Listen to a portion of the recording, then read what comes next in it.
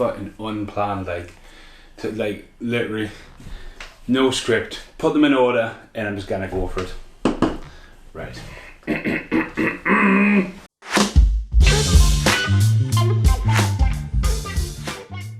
Hello and welcome to Lonely Tree Entertainment. Now you clicked on this video and thinking, ooh, Corey Haim DVD collection. Now, might be a little bit of jump cut here because it's not the first time I've waffled on about Corey Haim, particularly speaking about DVD. So this was in my original collection and part of what was chucked out. Now my mum said she didn't know what to do with it. My mum has a house in Scotland, which is classed as a holiday home. And when I went up there, that was in the drawer. And I was like, motherfucker, I'm having that. So I was like, that's mine. You know what I mean? So my stepdad Morris has probably chucked these out, chucked the VHS, who wants VHS, a couple of DVDs, put them in the cottage.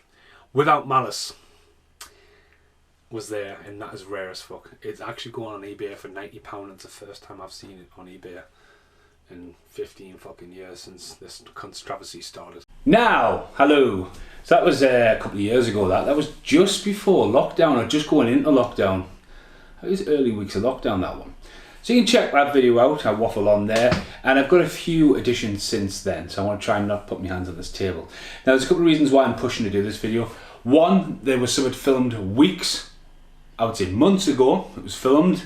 I don't know when that's going to jump in, so I can pause now. At the moment I'm still positive for COVID, so I'm hoping to film it maybe tomorrow, depending on how I feel. Or unpause now, a little jump cut edit there, might not be a bit of footage in there. Just depends on how I filmed the other footage, whether it's like said it's an outtake or it's not an outtake, but we'll get there. It's a big surprise at the end, I promise you, but it's already happened. So, I'm a massive fan of Corey Haim and I've got to do this video now. I don't get much opportunities to film in the living room. This table belongs to Casper. He's been hounding us for weeks and weeks and weeks. Ever since I did the Thing video, that was a long time ago. Still had it then. It's the same table I used in the Bloodsport video. I've also used the curtain from the bedroom. You know, I've tried, you know, lights, camera, action. It's one of the hottest days. I would say that's always one of the hottest days of the year. It's never sunshine, it's just musty hot. Right, so you clicked on this and you think, what's this waffle about?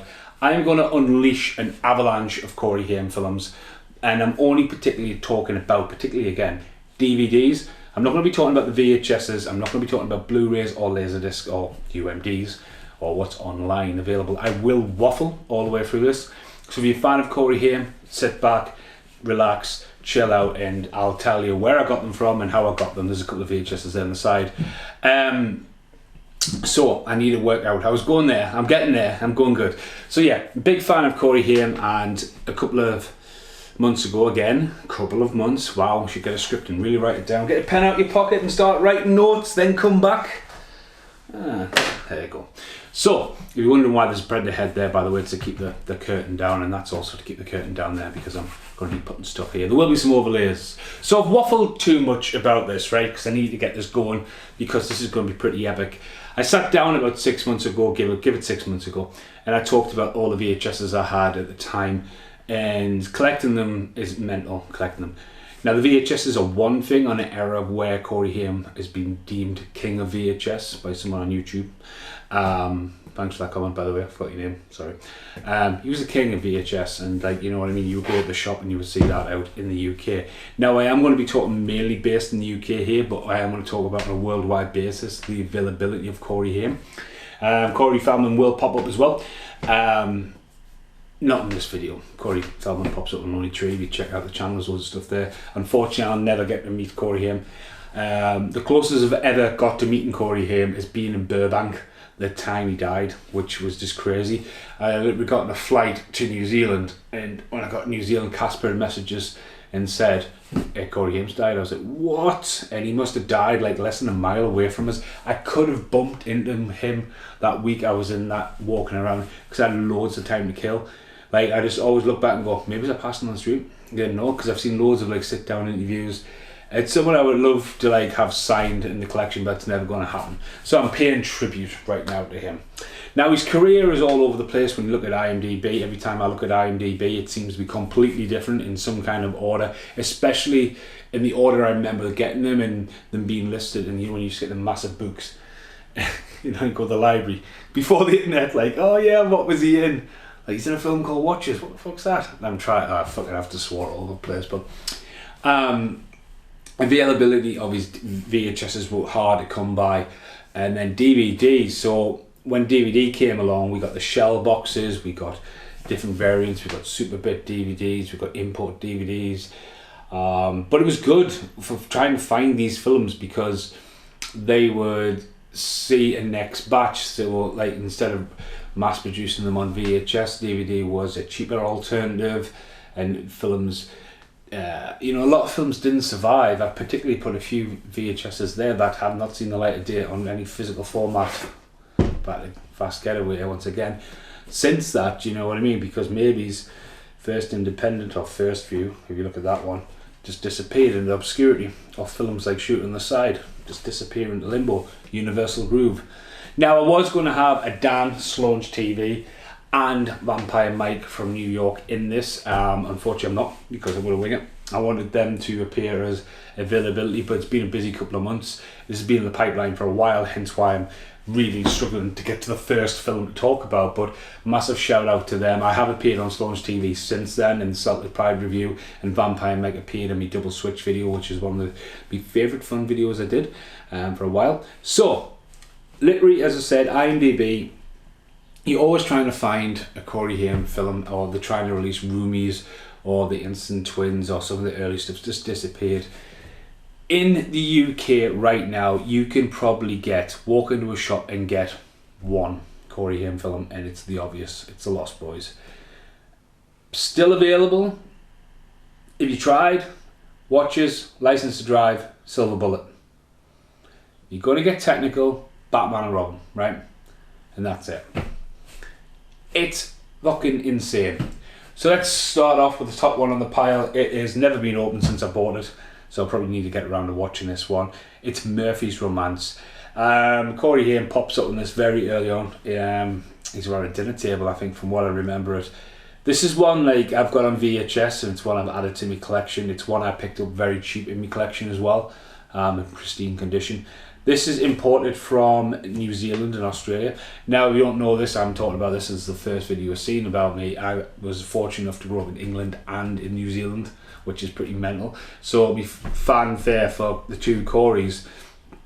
Obviously started in England, but when I got to New Zealand and walked into their video shops and stuff, and like there was a completely different kind of like door open. But my first exposure to Murphy's Romance was in the UK. Sally Field. It'd been popular, obviously, films to Mrs. Doubtfire, James Garner, you know, Maverick there, popular. But again, it was one for the collection. It's never been sealed, and this is imported from Australia. There will be overlays on this, and probably the counterpart VHSs, as I'm gonna like be arty-farty and try and make a nice little film when I overlay on this. But from what I remember, it's just a fallout relationship. I really should have revisited this, but again, it's imported from Australia. The problem with importing them to the UK is you probably pay just as much for the postage as you would for the item. But I think that one was around $12.99, and then add on, I think it might have been about 25 quid for that. I've still not opened it. A great start to this video, isn't it? But again, it's just been one on the back burner to watch there. So I will get to watch it. It will play in the UK, but again, it's never seen the light of day on release. And even using Sally Field and James Garner there, is you see all these films coming out now, and there's so many films getting a resurgence on the Blu-ray, like classic collections. I think Sally Field, especially coming off the back into Forrest Gump and Mrs. Doubtfire, carries weight. I think that should be released in the UK. I don't see a problem with that being released in the UK. Digitally, it might be on digitally, but yeah, it has been released. Nice, solid, heavy VHS that. So yeah, I'm going to put them down the side there for now. Next up, there's going to be a few here together. Released in the UK twice. It is Silver Bullet. Now, Silver Bullet is one of my favourite Stephen King films. I think it carries very similar weight to Stand By Me. They are exactly the same. The reason why they're exactly the same, that is the original. Well, yep. So that one there,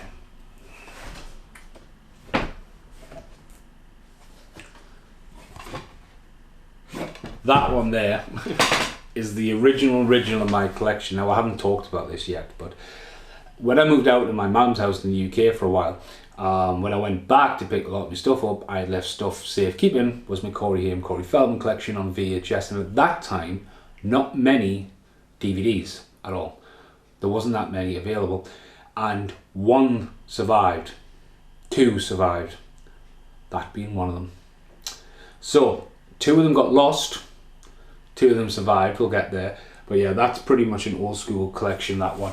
It's very weird, it's one of the ones where it's like that. Now this hasn't seen a release in America, and it's got some amazing artwork. There's a lot of great fan art out there. I've got a t-shirt, which I probably should have wore, but you probably wouldn't have seen it, but it's Silver Bullet, but it's like Purple Rain. That's Corey Haim on the bike, and the werewolf creeping out the door like the girl is on the Purple Rain cover. 18 rated. One of the best things about that is the audio commentary by the director. He's only ever directed one film at the point where he recorded that, and I think it's a really, really good commentary track. It's got a few extra features, as I say, the audio commentary on there, and the trailer actually, but it's very busy on the back of that box. 18 rated, and then was reissued, and you can still get that now. Maybe it's in a box set, or it still sees the light of day. It has. I thought it might have had a massive resurgence, especially how big the It franchise has been, and all the other Stephen King's popping out the woodworks like Outsider, Castle, and all them kind of things. I thought that might have seen a Blu-ray release for sure. I'm really hoping that Arrow or 88 Films pick it up there. It's probably going to be Arrow. As I say, a brilliant commentary. Gary Busey's just absolutely off his rocker in it, and Corey Haim is so good in it. He outshines a lot of it. The werewolf, again, it carries a lot of elements of Jaws because they didn't have the werewolf to the very end, so they had to use all the old camera tricks.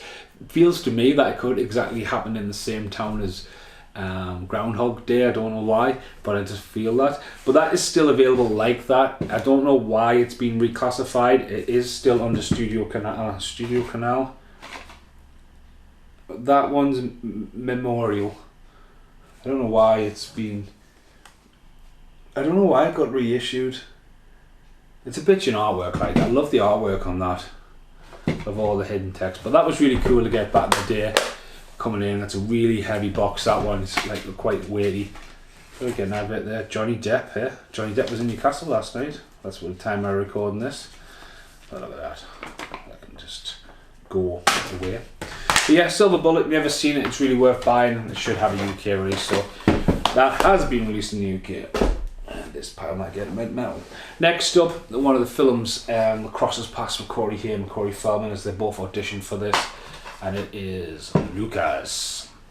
Lucas has been released and then disappeared. It is a 15 on VHS and now a 12, so it was reclassified. Falls in the 20th Century Fox now.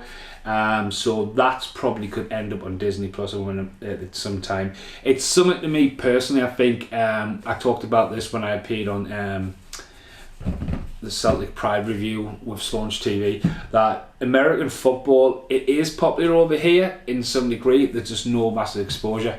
I never see it advertised on TV, and I never see full-on American jerseys in the north. I have no idea how the game's played at all. It just baffles me. I mean, yeah, we got rugby over here, and even that I'm looking at like that, but like I don't know, it's just baffling. But I love watching some of the hits, like the Impact stuff. It's mental. But Blue 42, hot like what my head. So Winona Ryder's in this along with Charlie Sheen. Obviously been a bit of controversy over that, so I don't know if that shines a bit of darkness on the release of this again at any point. I don't know what Disney would do with it. But it has seen a release. As I say, Winona Ryder's name is added on the box, and also Kerry Green from The Goonies. So it is a big ensemble cast, and if you rewatch it, you probably see a lot of familiar faces, and you go, it's been a while since I've seen it. I always laugh at the fountain scene. I think it's hilarious. But I think like what he did is show, he's almost like, it's weird with Corey Haim because this shows you his potential as an actor, and like he always had the funky frizzy little hair and quite freckled face look at that era, and then he obviously, let's just say, blossomed into the kid he became in the 90s and late 80s and the early 90s. But like it shows you how the nerdiness and the outsider thing, and I think a lot of people related to that. But again, if you follow Winona Ryder's career, it's a great starting point for her. Kerry Green just disappeared, man.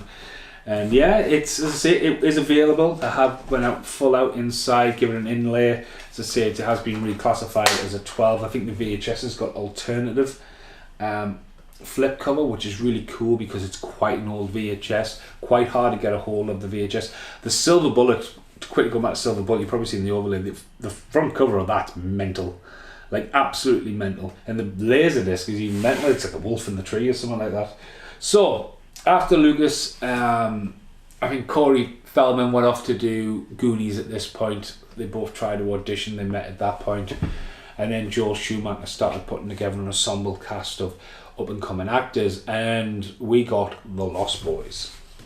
Now, this should help shrink this pile because The Lost Boys just keeps on getting released. That's why I was trying to keep this just to DVDs, not VHSs, no laser discs. Now, the only people of The Lost Boys I haven't met are Kerry Grates, just butchered her name, Diane West, and Brooke, who died, and Haim. Kiefer Sutherland, awesome. Jason Patrick, really cool. Obviously, if you don't realise that, I've got a Lost Boys tattoo. Matt Feldman, Billy Worth, amazing. Alex Winter, pretty laid back and cool. Little Laddie, who's cool. Really cool guys, and there's, as I say, we couldn't mute the channel. They're all on the channel at some point. So, this is a collection of The Lost Boys. So, we've got Snapbox release DVD. The artwork of the original, Kiefer Sutherland's face, but again, a lot of people go, oh, he's just a boy. Like, if you're going to be that technical about Kiefer Sutherland like that on the front cover, which is iconic to its VHS, right? Like, what's that looking at us? To that picture, I mean, a lot of people talk about this picture now when Billy Worth and Brooke are missing, and it's like, why are they missing from? Like, the artwork's totally changed, and the poster's been reissued, and the t-shirts have been reissued, missing Billy Worth. Like, Billy Worth's a big part of the side of this picture. I've got two versions of that. Don't know why. This one's from Safeway. Wow. But yeah, again, the artwork just totally lost. But everyone's going, oh, well, it's just one person. He's not like a lost boy. I was like, well, Jamie Gertz is on the front, so she's not a boy, is she?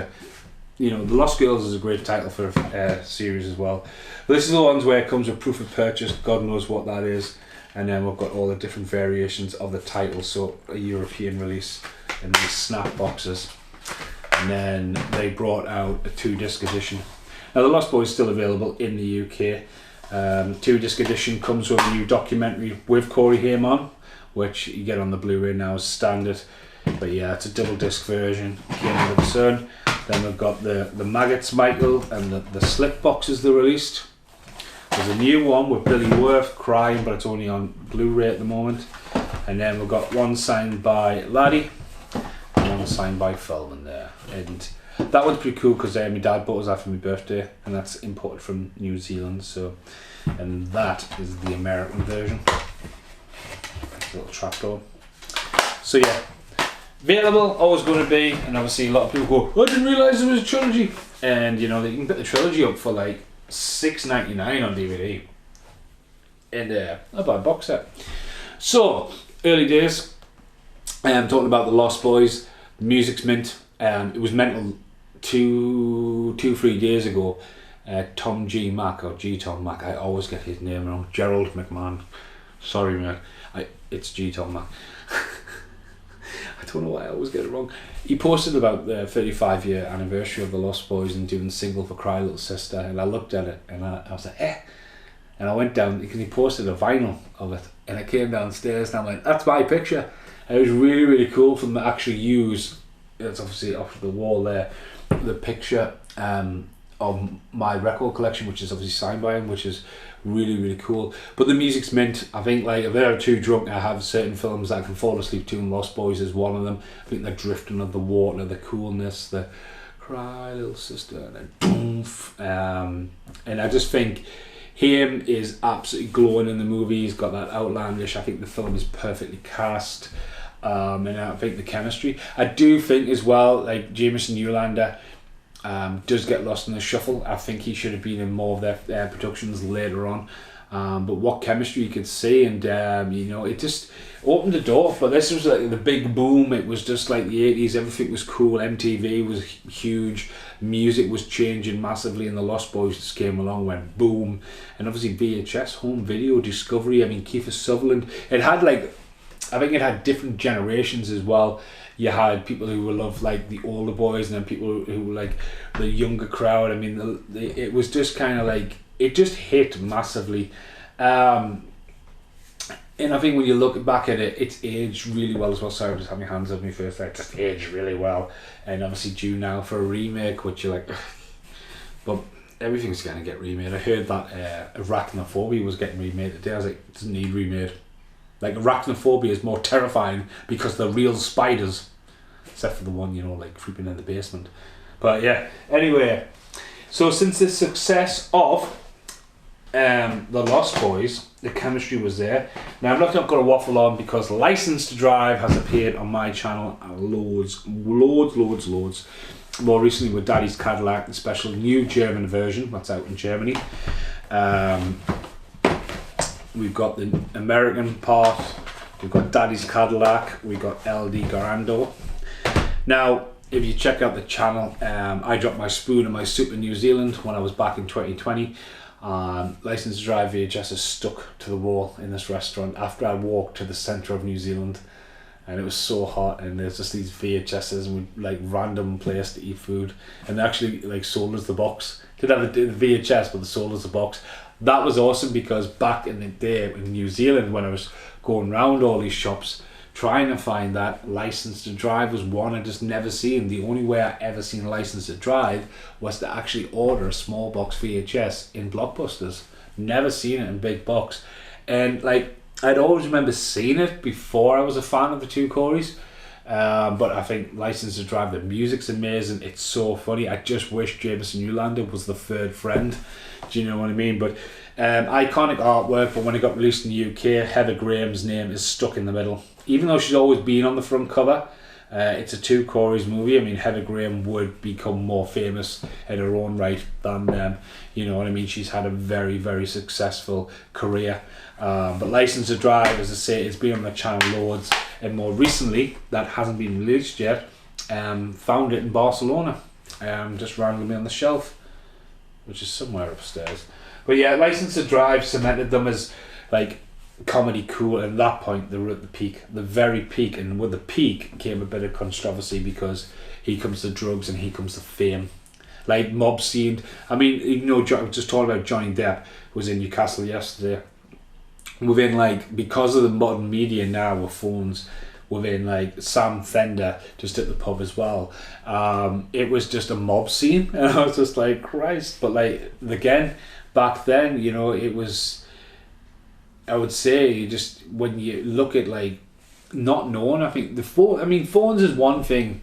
Like, I think if I personally knew more about Comic Cons and stuff like that, UK based, because Corey Haim did a couple of signings in early before his passing, like I would have probably went, definitely, you know. But like phones now and just mob scenes, and like you look back and you look at the fandom, and just like the 80s were massive. Like, you didn't have your phone, so they're like on all the VHSs, and at this time I think Corey Haim made Me, Myself and I became that famous at that point. I've never seen that physically on release.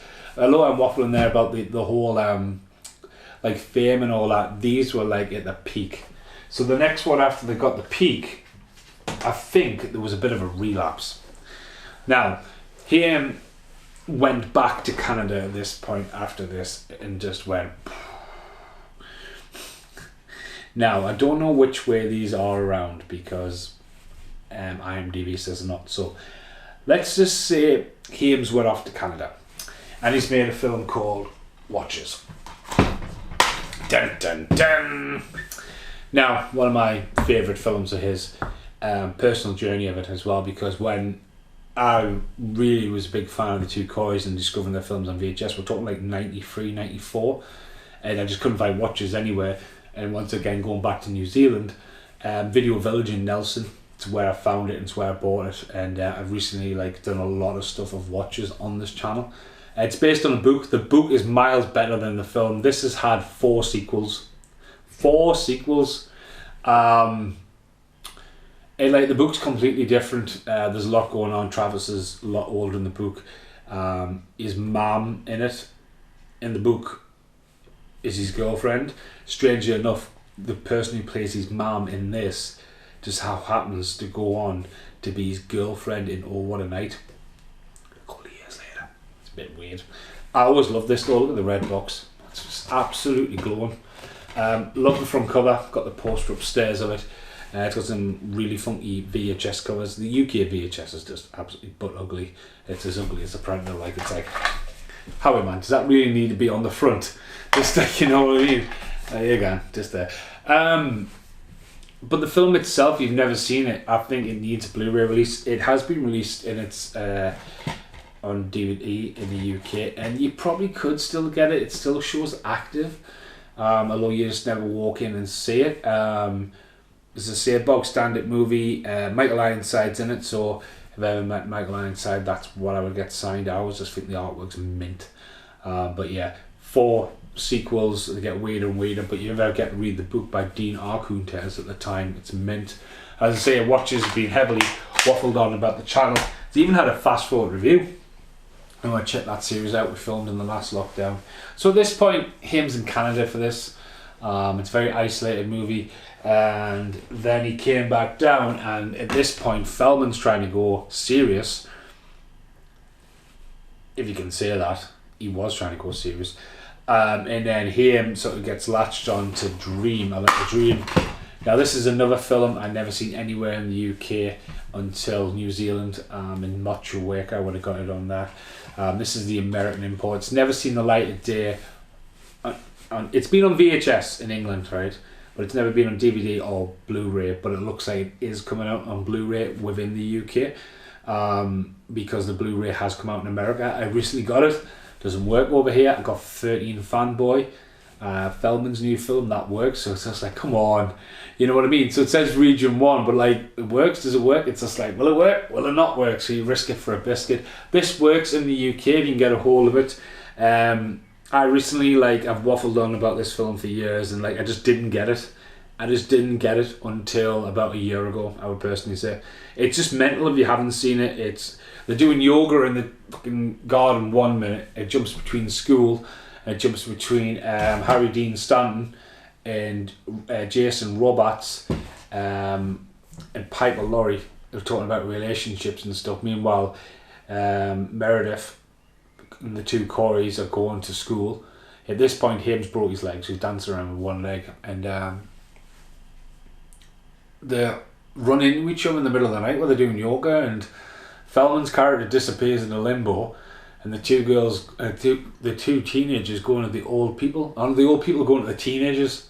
It's a really confusing film, but I love the soundtrack, and I've had the soundtrack for a long time. I've got the soundtrack on vinyl. When I rewatched it, not is it only cool to see like the Lost Boys poster in the background when they're getting ready and stuff, and there's like "Future So Bright, you gotta wear shades," which is a really cool part of the film that's not on the soundtrack. The music cues in it, it's fucking awesome, because yes, I was a bit merry, a bit pissed editing some, but I was like looking at it and watching it, and the way the music's cued, it's almost like an ensemble, like music videos with bits in the middle. And like, if Feldman was wanting to be serious, when he turns up and starts dancing like Michael Jackson, I mean, it's pure 80s magic, but it's just like, he's meant to be the old man. Like, the old man doing yoga is meant to be him at that point, and he's doing and his hat's flying, and you're like, right, okay. But yeah, not available in the UK, and I'm going to start waffling around about Dream a Little Dream. There's loads on the channel about this, but it's something that needs to come out, and hopefully Vestron, who have been bringing out Wishmaster, recently more Wraith or Wrath, whatever you call it, Sundown, they bring them out in normal batches. So like, it's not unusual or uncommon for me on a Monday to go, here we go, I've got 3 new Vestron titles. Do you know what I mean? The Gate, you know, then. So hopefully Dream a Little Dream will see a UK release this year, I would imagine so, when they do the next batch.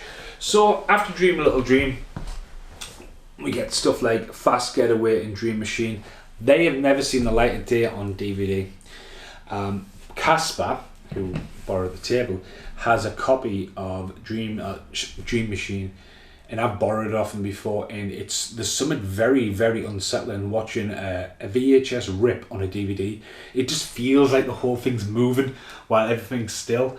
It's a weird experience, but like these two films were massive. First independent at this point with Haim's distribution within the UK took over. Dream a Little Dream, Dream Machine, Fast Getaway, and Prayer of the Roller Boys are a combi pack. You know, like at this point, Haim has hit massive, especially on home video, and they just never seen the light of day.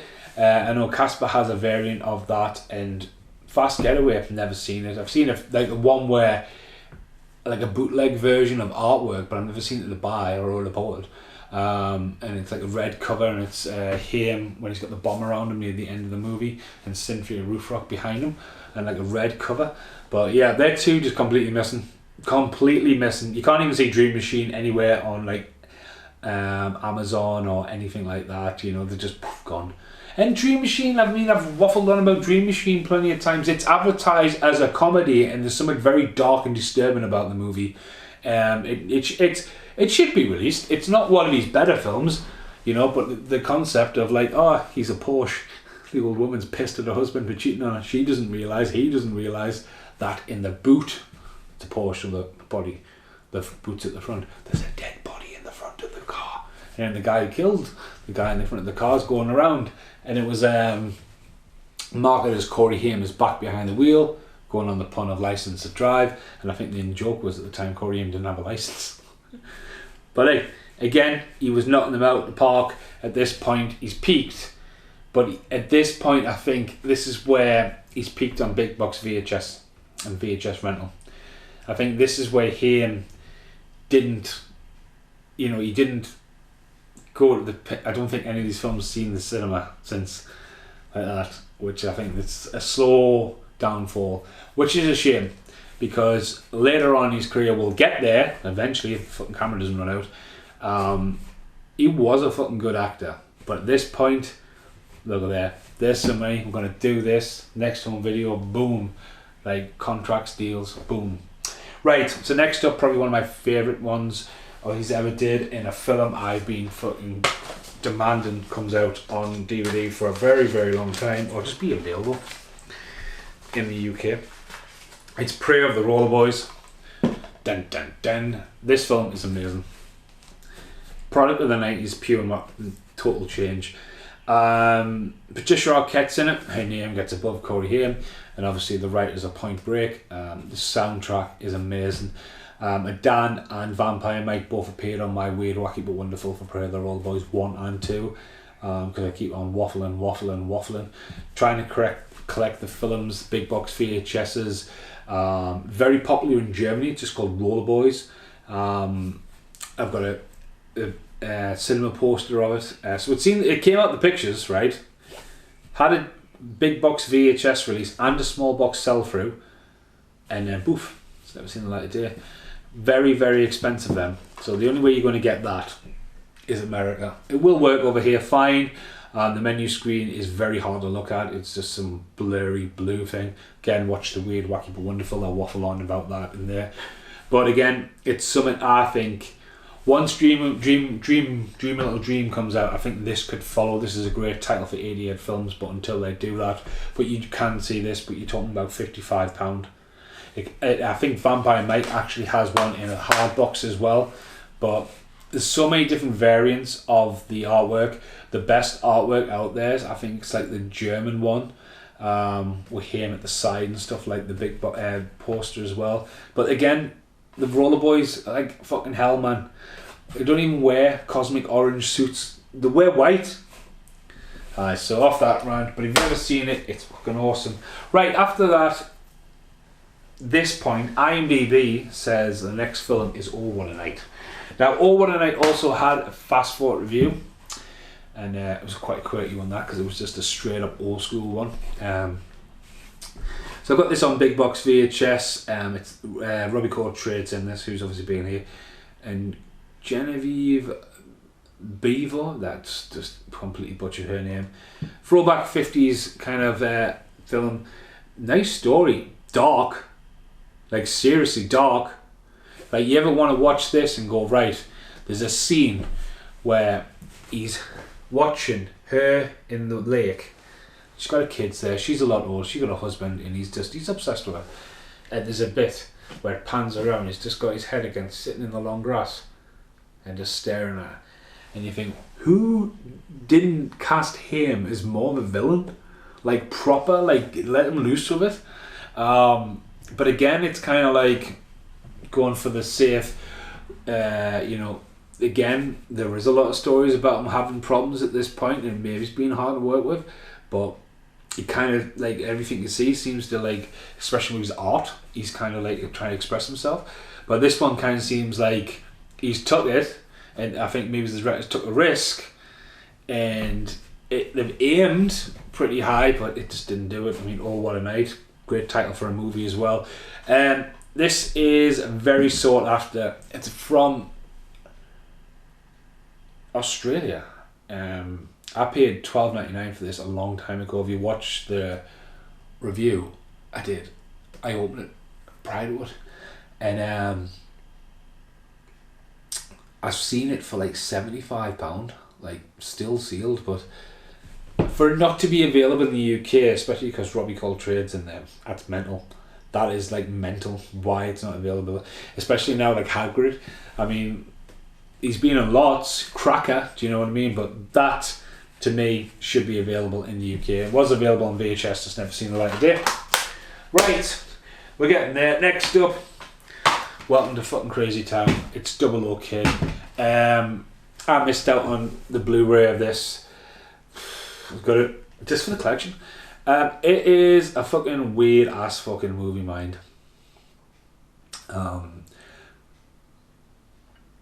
Filmed around the time Batman Returns come out, because Batman Returns Marquis appears in it. Haim's rocking bleach blonde hair. Nicole Eggert is in this. Seth Green's in it as well. Cash Pot's in it. Bridget Nielsen's in it. John Ray Davis is in it. It's a big fucking cast, that's for sure. But fuck me, the execution of this, it's fucking hilarious. John Ray Davis gets killed by sitting in a car playing a computer game, and out of nowhere the impact of his decisions in the car game affect him, and then all of a sudden the car flips upside down like some fucking magic trick in it. And there's a bit where a guy's getting bit off a crocodile, which I can only subscribe, like, crocodiles coming out going meh, meh, meh, and it's really bad, and the guy's like screaming on the floor, and you think, oh my god, what the fuck am I watching? Haim is meant to be a 16-year-old kid, and at this point he's in his mid-20s. It's like, to be honest with you, it should have gone to maybe's Macaulay Culkin. Maybe's a little bit, or maybe not Macaulay Culkin, maybe's Fred Savage or Edward Furlong. That kind of like era. It's not. He's well out of place. It's a mental film. It deserves a cult following. Like if Johnny Mnemonic and all them's going to come out, this needs to release. People to go, what the fuck? But it has seen release a Blu-ray in the UK. Again, this is from Australia. It'll set you back about 20 quid, I'll imagine.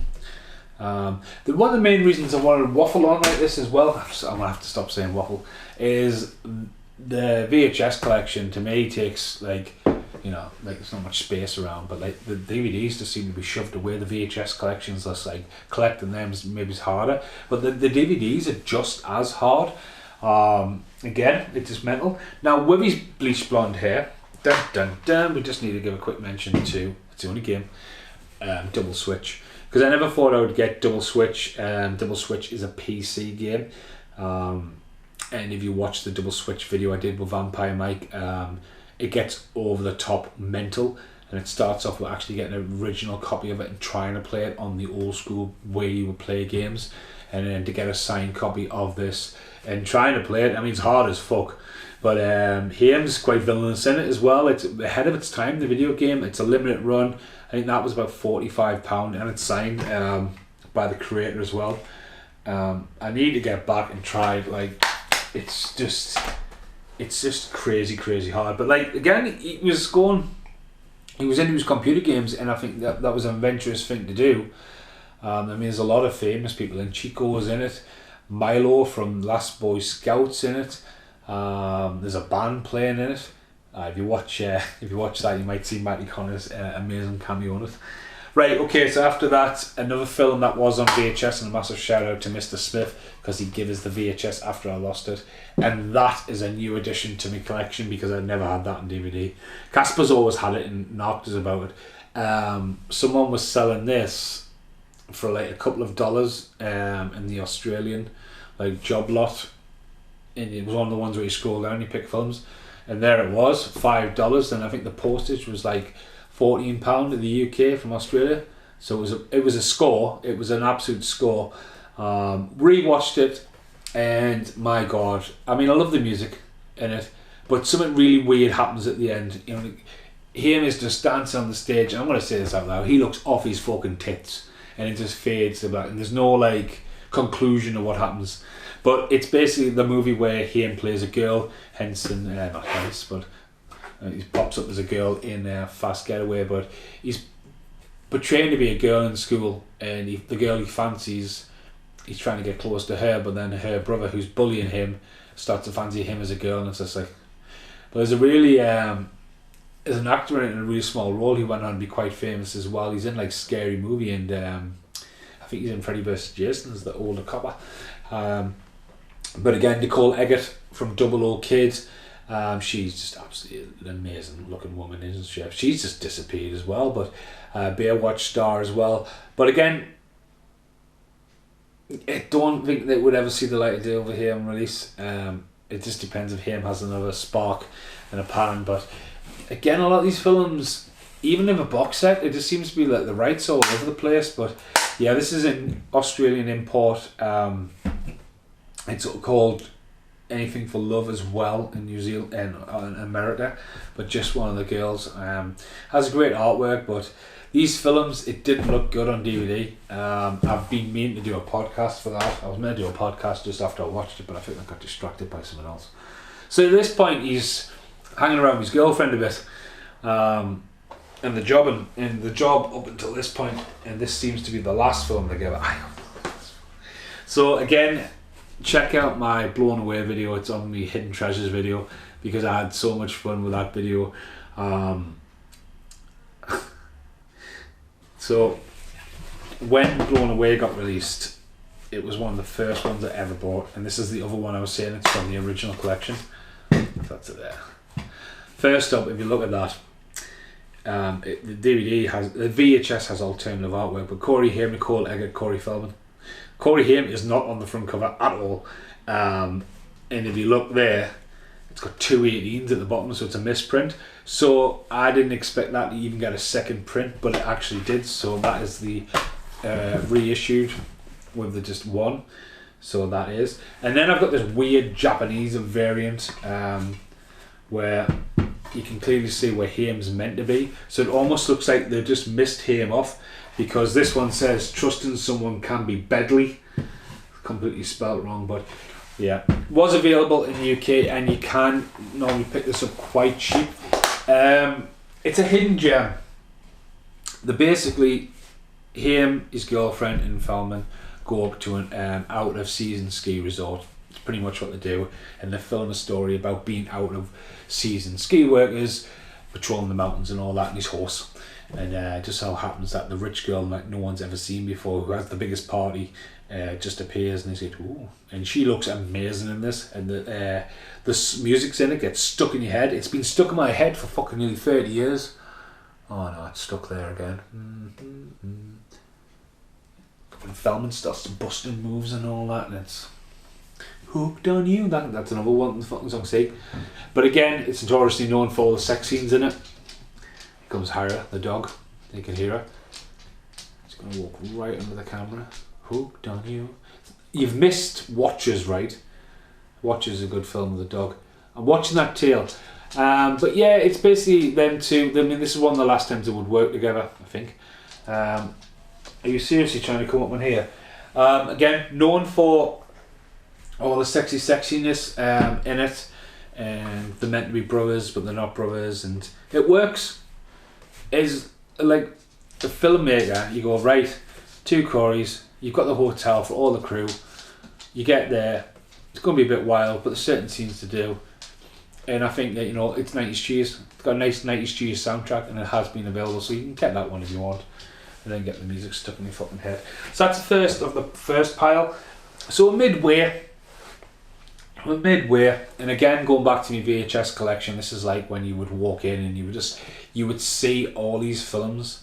So like if I go back to England and look at like what I would be in titles, you would see Fast Getaway, then Fast Getaway 2, spoiler, Scuba School, spoiler, Blown Away, and then you would walk around and like they would just have like a Commodore 64 computer. You wouldn't be able to search in here, so you'd just be walking around and then you would see that's what Pray the Roller Wars box set looks like. Oh look, Oh What a Night, and then you look at the Oh What a Night VHS and it's like Haim's face is sort of, but it's that Corey Haim film, because obviously it would be in romance, you know what I mean. So right, I just need to move a bit, and we're going to grab the next batch, and I want to hide them behind here. So Haim and Feldman reunited on Blown Away, really, and it was part of a deal as the dog walks back across. Now, one of the most bonkers ones they've done is National Lampoon's Last Resort. Now, National Lampoon's isn't what it once was. Van Wilder, they should have just followed up on that trick. You can see a dog's tail there. She's going to sit right behind the camera, but okay. Scuba School in the UK, Last Resort in America. As I say, I'm happy to have a big one sheet of this advertising. I mean, a one sheet poster, excuse me, it's in between them two sizes. Advertising like you can win competitions. Dred Zeppelin's in this as well, the band. Another song that'll get stuck in your head and you can't get anywhere. Oh yo yo, you know. Mental. These guys were just taken to an island, or what looks like an island, and just let fucking loose. Like literally, the film is fucking bonkers. Never been released on DVD in the UK until it's gone past again, left some fluff. Was on VHS, and you can't get it on VHS. It's fucking crazy.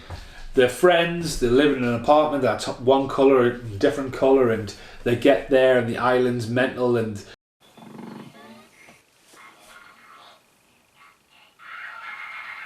Jeffrey, he's in like Double Impact, and he's in Mork and Mindy. What's he called, man? Jeffrey Lewis is Rex Cavalier. Just fucking mental old pirate doing his best Peter Ustinov impression, just fucking watching reruns of himself. And then his arch enemy's like got a squeaky voice, and then there's a bit where Feldman's like, stop doing that, and Haim's like, get away from us, you already did that in The Lost Boys.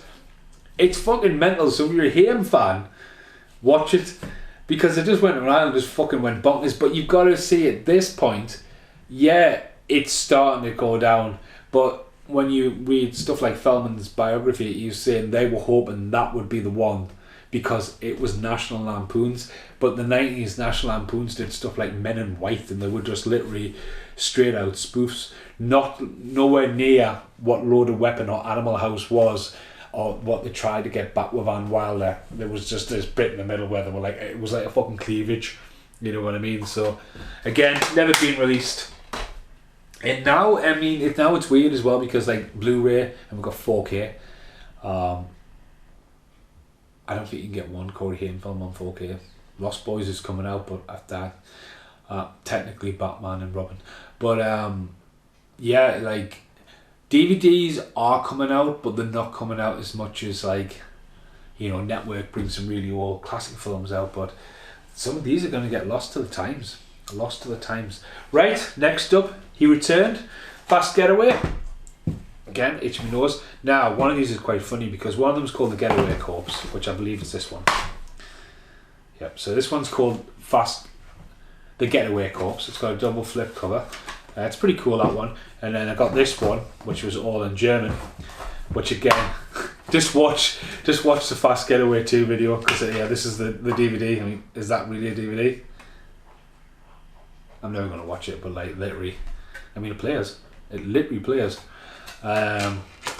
Just to spit what was hiding behind the sign. He returns as a character. Cynthia Rothrock returns. His dad, his uncle both return, but it's nowhere near as good as the first one. It all seems to be filmed in the desert near Utah, kind of thing.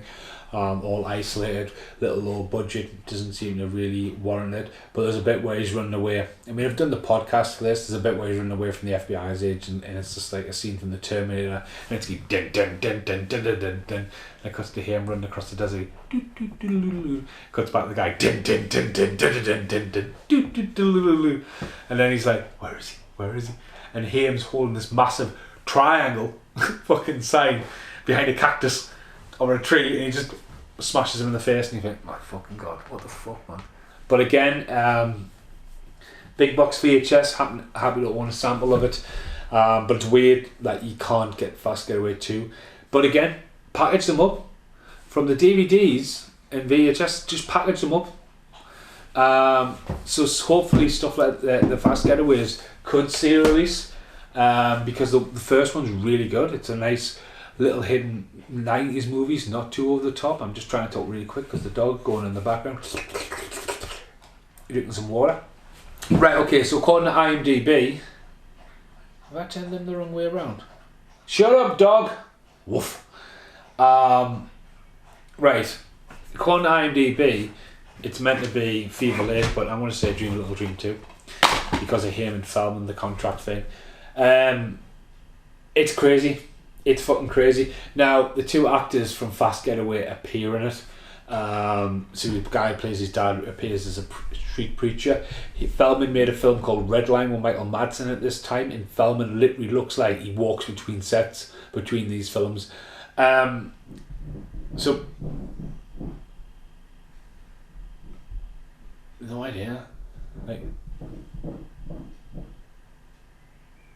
the British Ed Sheeran concert. The internet switched off because I need the power for the camera. My phone is on complete silent, but the dog is now trying to dig through the fucking ceiling. Anyway, Haim and Feldman return. Meredith doesn't. It's all about sunglasses and some really funky black and white imagery. The isolated incident, there's a bit where he's running up and down, but it's all about wearing these sunglasses. The guy who wants to buy the sunglasses, the guy who plays Joey's dad in Friends. It's nowhere near as good. I mean, it's more of a... It didn't have to be called Dream a Little Dream 2. It could just be called something completely different and just have them two in a sunglasses scenario. It's got nothing to do with the first one. It's mentioned that the guy sends him glasses, but... Like, again, with that, put it with Dream a Little Dream. Bring the box set up, and that's it. Done, dusted. Keep them together. That you can get on Music Magpie.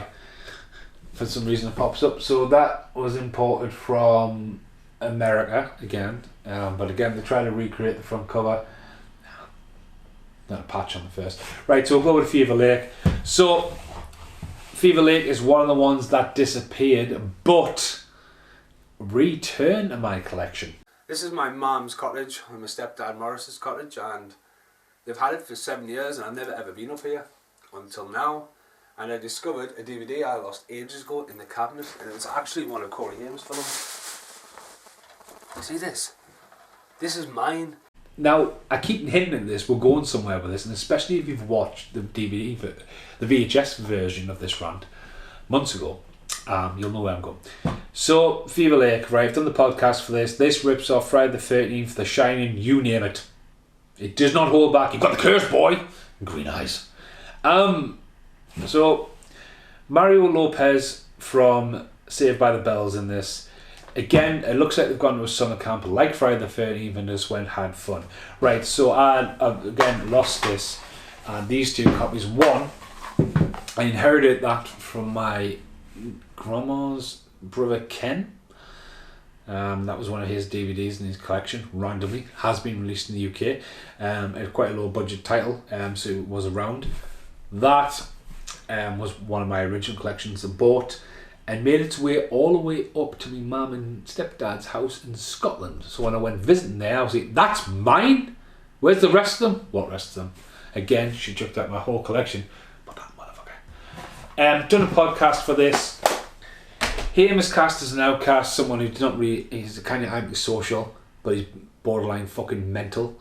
They go to a cabin, it starts fucking creeping out, there's a fucking weird zombie in it, there's a fucking, some crazy shit going along there, and Haim's just like snapped. But like, going back to what I said before, if Haim was to go that dark passage, do it right, let him loose. This is just terrible. Like, he turns around at the end, he's like, hiya. It's like, right, if you're going to play a fucking psycho killer, spoiler alert, fucking die at the end of it, not be like, don't know what happened there. Done the whole secret window. I didn't kill anyone, really. It's bad. But again, it's one of these things where a couple of weeks away, there's your pay, got a movie coming out, that's it, you know. At this point, there was a massive, like, dip. I remember, from what I remember being in Global and not even knowing about Fever Lake. Again, there's no internet or access to the internet at this point, and it came out, and I was like, whoa, Corey Haim's got a new one out. That does not happen that often, and it's really cool to live in an era where the films are coming out. Like, again, talking about 13 Fanboy, it's cool when these guys bring out new films finally, or you see one. But again, it was just like, oh fuck. Now, one of the undergoing gems of Haim is this sort of bad boy, Never Too Late. Now that might set you back 90 quid sometimes. I never paid 90 quid for it. Again, get them when they first come out. You know, there'll be a limited batch of them, and then if not, you're just chasing them. Another New Zealand Australian import. Haim plays the support role in this, even though he gets top billing in this. He's and Corey Haim. The VHS is another first independent release. It's got a flip cover. Amazing story. Filmed in Canada based. Basically, Haim plays the grandson of one of the old people, and it's all about an old people's home where the guy's trying to like scam the money. And one of them ends up being he's very like a wimp, and it's one of them is very like Murder She Wrote kind of, let's get involved in this and work out how it's done. And it's got quite a nice heart, and it's really well driven performances, and I think Haim brings it in this for as little as he's in it. Do you know what I mean? But again, it's a nice recluse film for him as well. But again, it's another thing that probably won't get released now. Might see it on TV. Olympia Dukeris is in it. Matt Craven. It does have a few famous people. But yeah, after that, it's weird because I would have thought this was that. But this is where I think Haim started to fall in the UK. Now that is Demolition High. Now years ago I spoke to somebody via the internet. He's like, where the fuck did you get that from? I was just like, again, when you're searching in the early days of eBay, like really early days of eBay, this is another one of my original collections because it is absolutely battered and tattered, but it is there. Demolition High is sort of Under Siege version. It's Corey Haim's Die Hard letter. It did not get a release in the UK and just seems to have fucking disappeared. Not too bad from what I remember. He made other films at this time, like Life 101, which I had on VHS, but again, he made a few films that was just not around. And again, it did alright. It warranted a sequel. It's even got, I believe, like the bad guy from he's in the Sons of Anarchy and all that. It has quite a mischievous thing, but it's completely disappeared. And it wasn't too long before there was a sequel. Which I'll get there. Now I'm just going to talk about the sequel because it's only two, apparently according to IMDb, 2 films there. But yeah, Demolition University. What the fuck is wrong with that? Now Demolition University is interesting in its own right. But yeah, Demolition University. That is a picture of Corey Haim from License to Drive. Simple. It's simple. So yeah. I think it's the girl from Life 101 as well. So it's a sequel to that. Like, it's a Die Hard clone, an Under Siege clone. But what's really weird within the UK is Demolition University was released on VHS, the second one. And it's a lovely artwork, and there's a bit at the top where Corey Haim's name should be, and it's not there. It's a picture of Corey Haim on the front. So that was a very, very weird find back in the day. I'll always remember that. And again, I'm quite into this. I do have them on German import VHSs, which someone was selling both of them, and I've never seen them again. It just seems to be this completely mystified, lost franchise. Now at this time as well, Haim was reaching into stuff like Universal Groove and all that, meant to be his big comeback movie for years. I was like, ooh, like this is going to be his big comeback film we'll ever watch. And again, Dan sent us it. He spoke to the director and sent us it, and I was like, I'd rather have the myth back. I was scorned off that. Thanks to that. Right, at this point, Haim's off his rails. off his rails. He's off his rails because Corey Haim's now directing a movie called Busted. When you get done for jaywalking and there's a peeping Tom and it's all Amityville police and it's just fucking mental. But it deserved a release. So this has been released on the UK. A couple of different variants. You normally find it in value box sets and stuff like that. So it's a really bad shit front cover. It's got Ross Geller's dad in from Friends. Corey Feldman's on the front cover, but Corey Haim's not because Corey Haim was nowhere to be seen. Kept getting high and missing. He keeps randomly turning up in random scenes with no explanation, then just missing it. It is fucking ludicrous, this film, but you need to watch it because it's just mental. Absolutely mental. Feldman's directing it and starring it and just like... But at this point, they're both doing that. They both crash landed here. It's weird as well because DVD, I think at this point hadn't come along. So I think if DVD came along a bit sooner and you could get these director films. So this was on like when you would get on the internet, that's me dial-up ringtone. You would get on the internet and you would look at this stuff and you'd be like, Busted. I just never seen it like that. So yeah, mental, but again, you can pick it up quite cheap. That's not a rare one at all. Next up, was on VHS. Never seen the light of day since. There's the DVD from America. It doesn't work. It's region 1, like a lot of them. Doesn't work. Bridget Nielsen's back from Double O Kid. She's in a film with Feldman I got recently. I can't even fucking pronounce what it is. It's some German film. Again, I'll get to a Feldman one eventually, but Ernest is in there. Snowboarding versus skiing. Anyone follows the channel will know I love Ski Patrol. It's one of my favourite films. It's the first episode of season 4 of Fast Forward Reviews. Again, do you want to make this movie? Come to the fucking Snowy Peaks. Probably act like a fucking lunatic. Probably get all the fucking drugs you need. Isolated, loose. It's not what it should have been. Can't see that ever coming out. It came out well after it was made on big box VHS. Again though, Ernest films are not available in the UK. Not one. So popular, especially like New Zealand, and like it's just so out there, but like he's just something that's not available. It's like Pauly Shore stuff's disappeared as well. Again, it's like big in America, big in Australia, England, whatever, watch Emmerdale. Right, next up, I'm not like, if he was in this, right, it's there for the crack, right? Wishmaster 2, he's apparently a fucking masked burglar in the background who doesn't speak because he was going out with one of the girls in it. If he was in this, I would have like literally pestered is it Paul?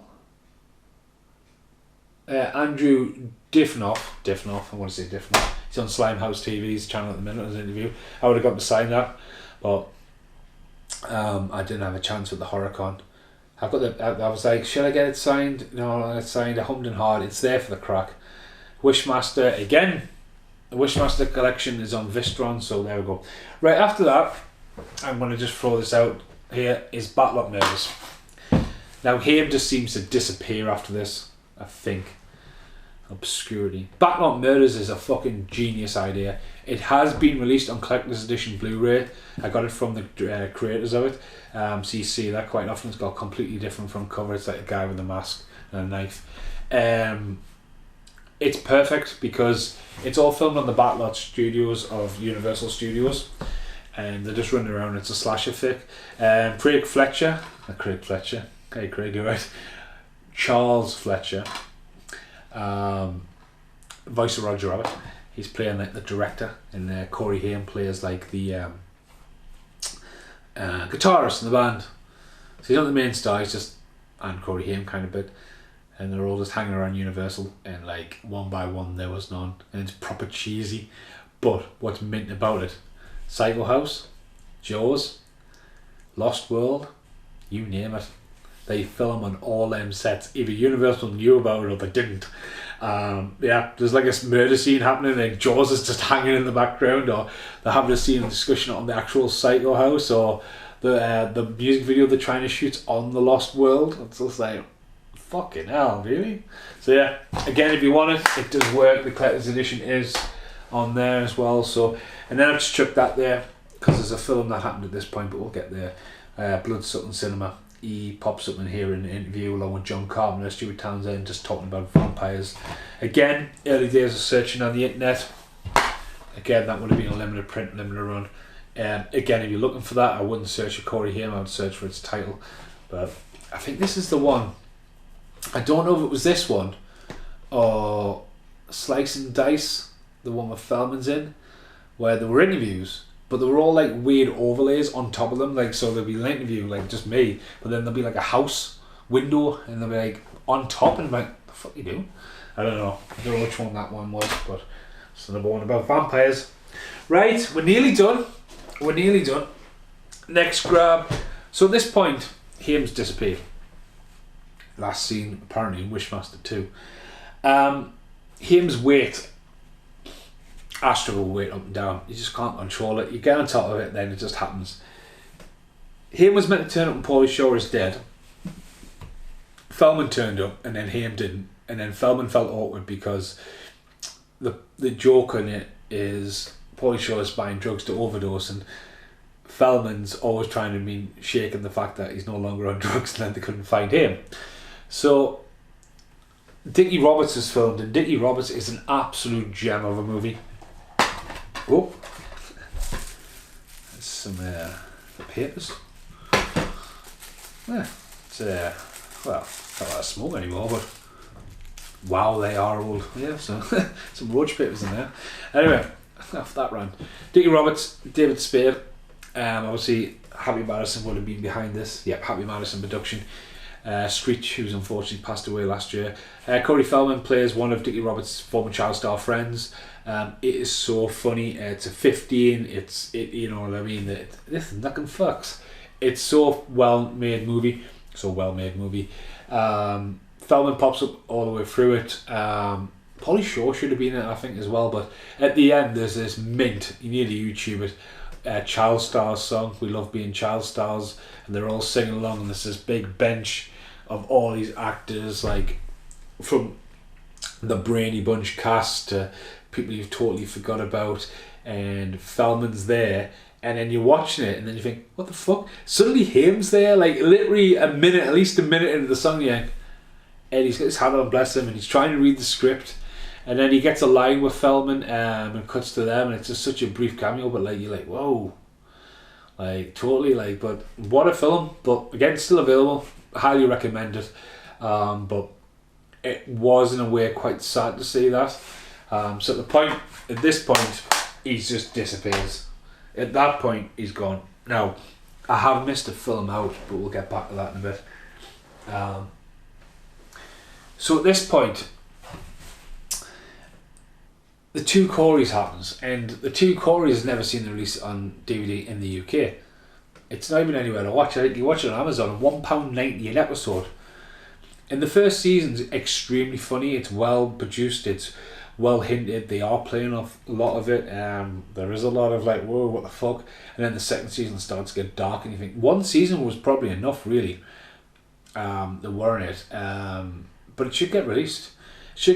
Because at this point now we get Lost Boys, The Tribe, which is a part of the TV series. It's said, it's happening, and then there's a lot of him having issues, and then I don't think it's a bad sequel, but it is essentially a remake and a new generation. It follows that, you know, it's just got attitude about it. It's an 18 rated. Autumn Reese is just amazing. CGI hasn't aged well, but Feldman's funny, but where's Newlander? And then the whole controversy of Newlander not being in it, and then him turning up at the end as a vampire, but there's an alternative scene where he's not a vampire, and it's like, oh, I'm coming back for the third one. It's like him walking out there and going head to head with Feldman the last time they're ever in a film together. I think that's, after all that ranting and all that history between them, like, wow. Oh, I'm trembling. Like, alright, that's cool, but unfortunately it wasn't what it was it? But yeah, Lost Boys, again, it's now only available in the box set, but again, on Blu-ray, you pick the box set up with all three for a tenner. It's not bad. But he sort of got himself together. Now, aimed and fueled by the TV series, he took out an ad and said, look, I'm ready to work. Someone Throw Me a Bone, and a few people did. Now, he got thrown a massive bone and grew a massive mullet and kind of looked like he did in Watchers when he turned up in Crank 2, High Voltage. Now, Jason Statham, Crank, amazing. To have a sequel, you thought, well, know what you're in for. And then for him to pop up on a big screen budget, it's the only film I'm going to see of him on the big screen. It's awesome. You know what I mean? I was so hyped for it, and I think, you know, he's justified. I don't think he got his name on the box. Doesn't get his name on the box. That Clifford Collins Jr. or Clifford Gomez, who changed his name, does. Yeah, but he didn't even get his name on the box. But yeah, I'm sure when I listen to the audio commentary and the audio commentary, I'm sure they dig on him a bit as well. Because maybe he was a bit like, oh yeah, I'm back. Well, you've got to prove your ground a bit. But yeah, Crank 2 still available on DVD and Blu-ray. I don't think we're ever going to see a Crank 3. I mean, he is burned on fire, and the whole idea of Crank 3D being happening has passed. But again, people offering work now. I've got a lot of love for this movie. It's called Shark City. Now, I bought that when it came out because he's in there and he plays a supporting role in it. And it is just it's all about cards and stuff like that. There's one thing about ordering all these films and getting them off the internet. When I was in New Zealand and I was back in Motueka in 2020 again, they have a lot of these called recycle shops, and like you go in and you get some random things like, and looking through the DVDs, I was like, oh yeah, Shark City. Now I had 2 copies and actually give one to Casper, because obviously even though I'm dissing Casper about his table, we are good friends. And it's great to find a copy and pass it on, because you just don't see it. Like, you just never see it online.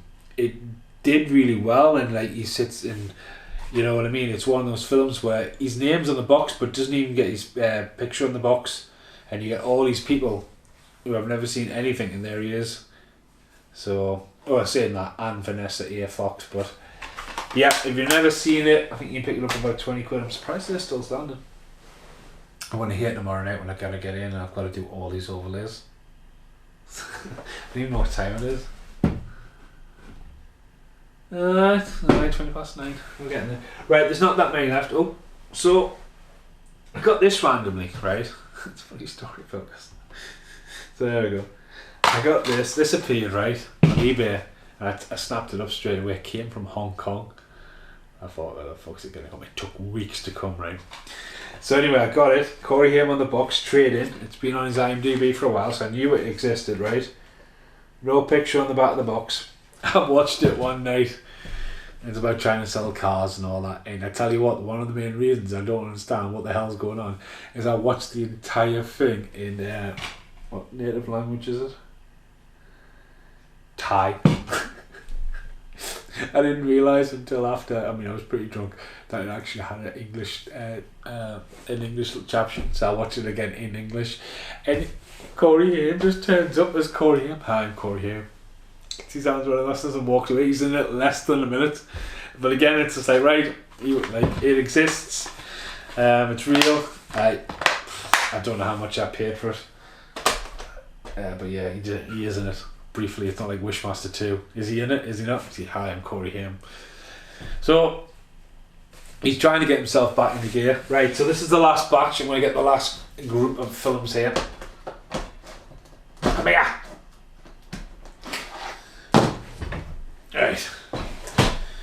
Right, so in the meantime, there's another copy of Lucas there. I don't need that. This could go down quite quickly. Robot Chicken briefly there. Robot Chicken all over the place, mental. Corey Haim, Corey Feldman turn up as themselves. Robot Chicken has completely disappeared. I don't think they went past season 3 here in the UK. So yeah, this is for collection. Right, next up. See, his final 3 films. I want to go for Do Not Disturb. Do Not Disturb got a UK release. It's also called New Terminal Hotel and has been released in Germany recently on Blu-ray as New Terminal Hotel. Do Not Disturb, the American, the English version. A little bit different. My God, what the fuck, man. Alright, mate, how's it going? Mate, you're like, I can't even do it. So you can't do it. I don't know what it is about Feldman and Haim Feldman turns up and Lucky Flitz talking like the Beatles, and then Haim turns up and this trying to talk like the Beatles. They must have just battered each other's heads in trying to practice it. He turns up at the bar, drunk in it, and at this point he's dropped the weight. He's looking very slim in this, and the film itself's just weird, and this guy's just going a bit nuts. And again, he's trying, but he's took roles where it's not really worked out, and apparently he's not meant to die in it, or didn't. I don't know. It just got messy. But yeah, it's available. You can probably pick it up really cheap, but you watch it and you go, "Oh, mate, what are you doing?" No. Right. Now, that out of the way, American Sunset, which is a far better name than Hostage Game, is one of Haim's best performances in his career. Like, you can see right there in that, I watched that and I was like, "Not me, he's trying, and this is a good film." Someone's actually given him a chance, because on a flip side, these have never been released on VHS, so they've been overlay. The Decisions came out, and that looks amazing. That artwork looks great, and you think, "Oh, that's going to come back," and then you think, that's guerrilla film to fuck around LA, and again, like, they were trying. So people like took that advert seriously. Like, he was getting hired quite briefly before his untimely death, not long after filming these two films. That is officially his last film. But that, I think, if you're going to release that in the UK like that, that film could easily be released, them two. The amount of random stuff that comes out on Premiere release at the moment, these two films could see the light of day of just a reissue. You know, a lot of people need to take a notice of that. Like American Hostage or American Sunset, it's actually got a director's commentary. But again, both imported from America. I've just never seen the light of day. Never seen the light of day. Now, again, I'm not talking about VHSs, I'm not talking about DVD Blu-rays, I'm not talking about Laserdiscs. I might have completely forgot one. But when I sat down the last time and talked about all these movies, without having them in the early days, I picked up a DVD and I was like, right, there it is. And then my mum took the collection out. And I tell you what, it's his rarest fucking film. A lot of them will be rare, but as a collector and as a searcher going, I want my fucking shit back. Completely never seen it for years. Gold dust. Absolute gold dust. Now, at this point, I don't know if I'm going to cut away or need to cut back. So apologies in any kind of rough cut without malice. Now, I had this on DVD and I got one of the first batches, and along with Fever Lake and I think Silver Bullet, when I moved out of my mum's, because that's pretty much all the VHS DVDs that were out then. Oh, we're on red, we'll have to go quickly on this. They're gone. And I found Fever Lake in Scotland in my mum's other house, but then I was like, oh, Without Malice might be here. No, so Without Malice disappeared. I've seen it for £100 on eBay. The guy says, oh, 50 quid. And then I found this. Now this is from Australia. I found it when I was in New Zealand on eBay. It is a first edition VHS. So yeah, it's Without Malice. It's a real thing. It's not like Shooter on the Side.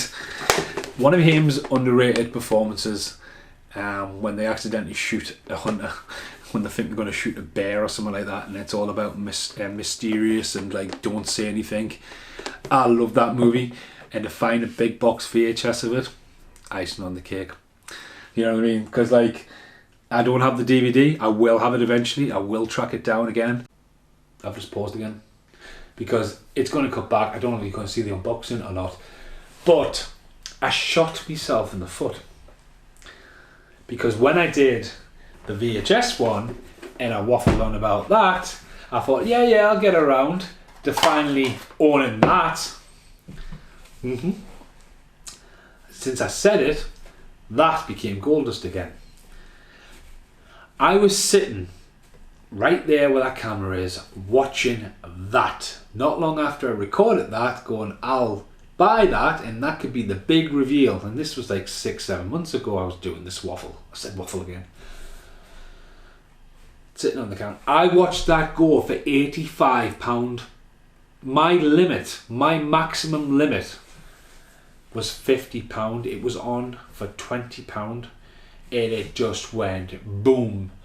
and I dropped £55 in the last 10 seconds of the bid, and it went for £85. I was like, I have not seen one of them on eBay for fucking ages. Now, when I was in New Zealand, that appeared because obviously I was international and my eBay was all over the place. And I was like, do you know how fucking rare that would be? If that is rare, how rare is it to be on VHS? And to think that it's a sample that had never seen the light of day. Do you know what I mean?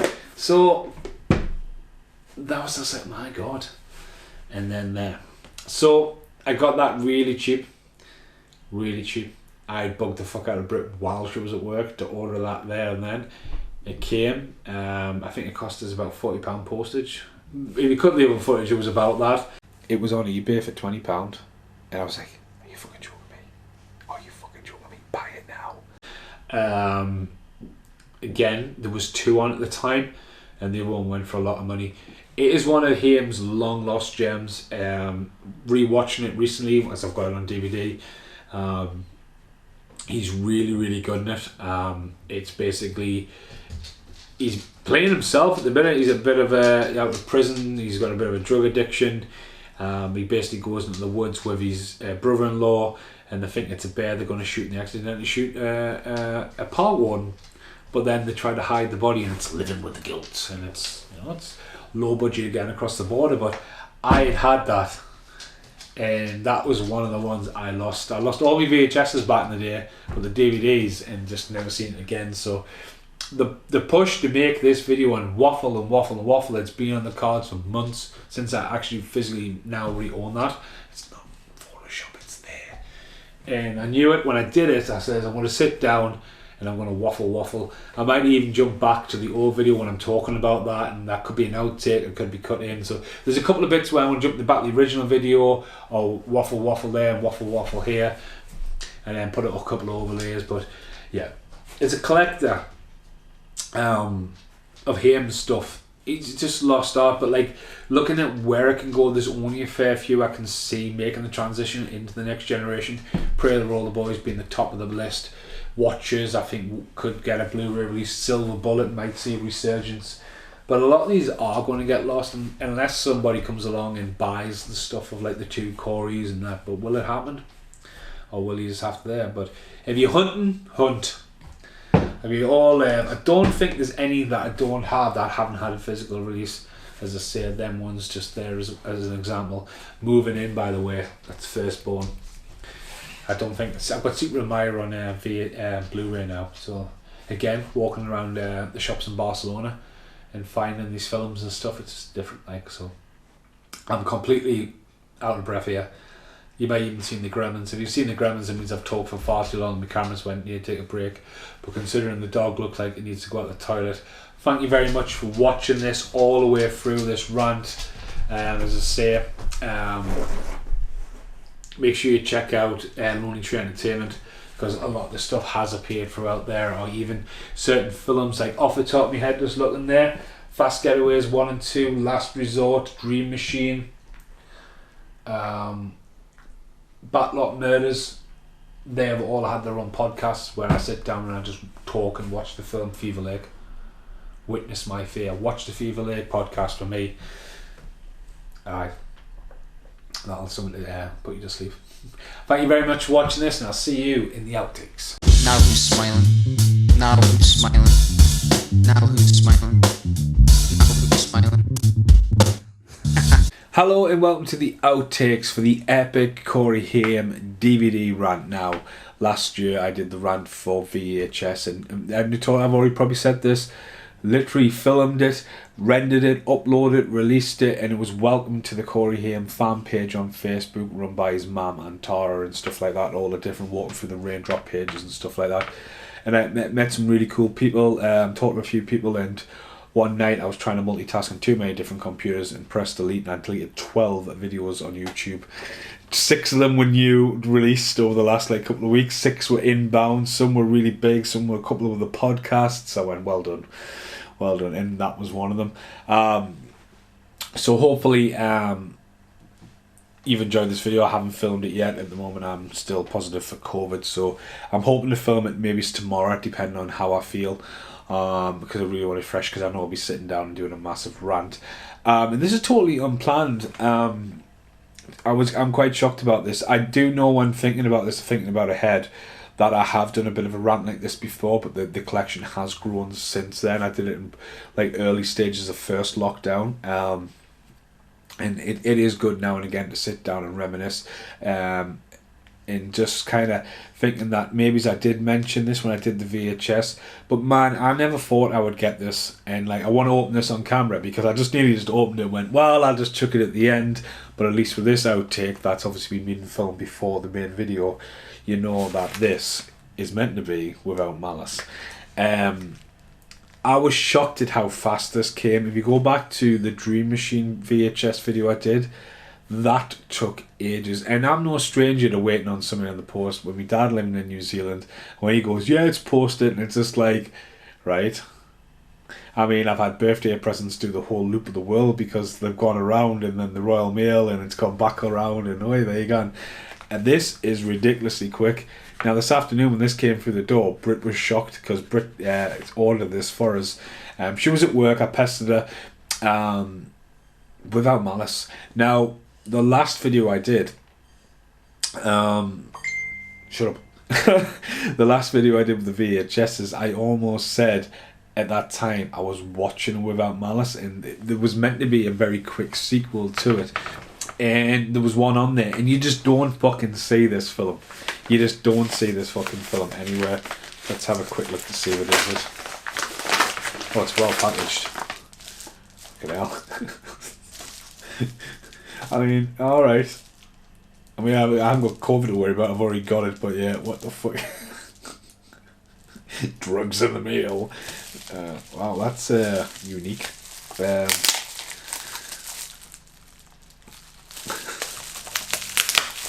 Welcome to Lonely Tree Entertainment. You never know what's going to go down. Oh, this is like, I mean, this could be a bit of a red herring. This, what the fuck is this? So right, after we get past the Corey Haim package, it is Without Malice. I can see it through there. So it's been wrapped in a fucking jiffy bag, sellotape with a little bit of cardboard stuck to the side, and then wrapped in whatever the guy was wearing on his head when he thought the aliens were going to land. So if I can get into it, Christ. Right, okay. Sorry about this. At least I'm not coughing my guts up. Can't fault them for packaging, can't fault them for speed. I'll explain in a second. So, right, okay. It is exactly how I had it. I thought you had sent us a fucking glove there. So fully on, right, so that's down in the fire. Right, so there it is. Wow. Now, note to self, when I'm doing this, I have the VHS, which I believe is considerably more rare than this. There we go, Without Malice. I had this, I ordered this, I got this very close to when it originally came out. This time I was very glued on the internet back in the day. And as the story goes, at that time there wasn't many Corey Haim or Corey Feldman, take away the big Goonies, Gremlins and all that kind of stuff, released. So like Blown Away came out and ballsed out with the double rating. Watchers was coming out, I think Watchers were coming out. And Silver Bullet was out, and there wasn't many, and I'd stumbled on that and I had it. So I didn't have many DVDs in my collection at that time, and obviously the story goes that my mum at that time had chucked out a lot of my collection. I found a clip recently as well where you can actually see the collection in its full on a different side of the room. Probably have to put that in now, I've said that fucker. But Jack, do you know anything about that day? What? The fucking condoms in Mason's bedroom. No. He says there's one in the handle. What? He's put it on his bed. I haven't been down yours. I just paused because now I have to put it in. It's just me hanging out with Jack. But I remember, like, you know, this collection all just got thrown out, and I was like, well, where the fuck's it at? And like the DVDs I'd found, Fever Lake was the other one. I found that in my mum's house in Scotland, and that's been well documented across the channel. And I was hoping for Without Malice, because Fever Lake's not rare. You can find Fever Lake quite easy. This, on the other hand, can you fuck find anywhere? Literally. So the thing is about Without Malice, it's one of his better performances. And the last time when I was sitting down doing the VHS rant and talking about it, Without Malice was obviously the last VHS, because it's the last official released one of his movies and deemed like it's a sample edition. And I was like, I need to order that, I need to track that down, it's got to turn up. And I was watching one, and honest to God, I had saved £50 up, and that's how much it was going for, and no one had bid on it. And I bid on 10 seconds, and someone outbid us like less than 10 seconds. I was like, you fucking what? Like, literally, you know, it just happens in a flash, and like it went for something like £64, and I was devastated. You know what I mean? I was willing to pay that much, and I was like, fuck. So ever since then, you're typing in Without Malice, Haim, and I don't have eBay when I swapped phones over, because Brit took eBay off us because I'm too dangerous on eBay if you're watching stuff, bidding on stuff. And it's just better for me when I'm bidding on. I've run out of stuff to eBay, you know, looking for stuff, or like when we were selling it. So anyway, nothing for ages Without Malice. And if you search it, you sometimes see a little picture of Corey Haim in the snow, and someone's selling like a JPEG or a ROM disc or something of it. And last 2 weeks ago, honest to God, that's why I'm so shocked that this is here. I mean, bearing in mind I'll be in the house now with COVID for a week, but yeah, it was about 2 weeks ago, so fucking fair play to them. Brit was at work, I was off, and it appeared, and I was like, holy shit, order this, holy shit. Like, I sent gifs of bears waving, like, and she, you know, Brit's at work, and she can have a phone at work, but then sometimes she's out with customers, and like, bing, bing, bing, and it's just me, just like, holy shit. And it was on eBay for £20, and I was like, are you fucking joking me? Are you fucking joking me? Buy it now. And I was like, why haven't I got the eBay one? Yeah. And I mean, it's on the package in there, $26 postage. It cost £40 altogether to get it posted over here, but £20 like the average post from the other side of the world, even for just a DVD. And I was like, I really need to post that t-shirt I got from my brother from Bring Me the Horizon from September. Right, apologies, hands up, yes. Talking about a t-shirt, right, my brother Sam, all the way in New Zealand. Bring Me the Horizon, got that in Sheffield back end of last year. Been all the way to Barcelona, got them, and Bring Me the Horizon cancelled. And I still haven't sent the t-shirt, and I'm watching that video and going, yeah, I really need to post that. I mean, the thing is, it got lost in the cupboard. So Sam, that is on the way to you now, because I'm literally sealing the bag. All you're getting is a t-shirt. There you go, sealing it. Sealed, officially sealed.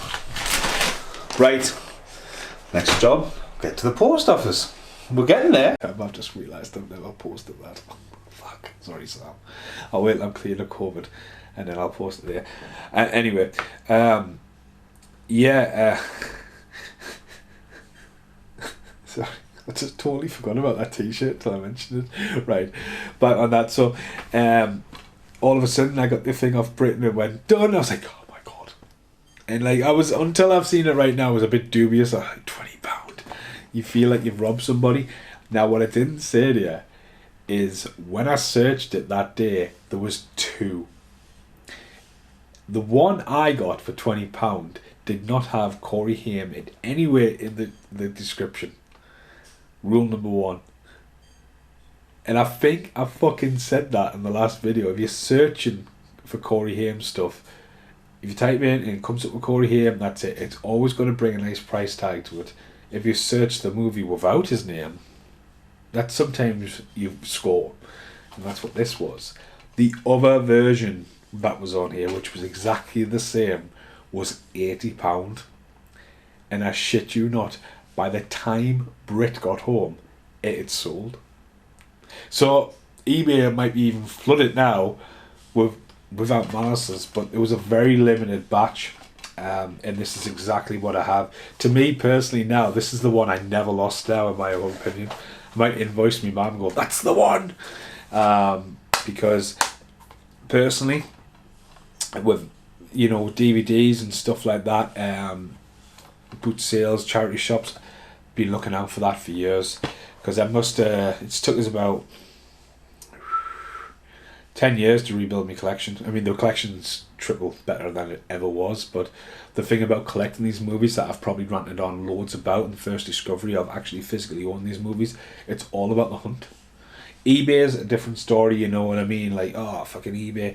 But even now when I rant and I think about movies like that and Corey Haim's later life, I look at Shark City, and I walked into a retro shop, charity shop, vintage shop thing, one of the recycling centres that they call them in New Zealand, and there it is, Montreal, and one of the very old stomping grounds of New Zealand in 95ish for me, and there was Shark City on the shelf, DVD, and like, you know what I mean, I paid for that over the counter, even like a couple of dollars, but rather than eBaying it and coming all the way here, you know, that's it, that's the hunt. So hopefully you've enjoyed this massive rant, because it's going to be interesting for me sitting down, because it will be copyright improv.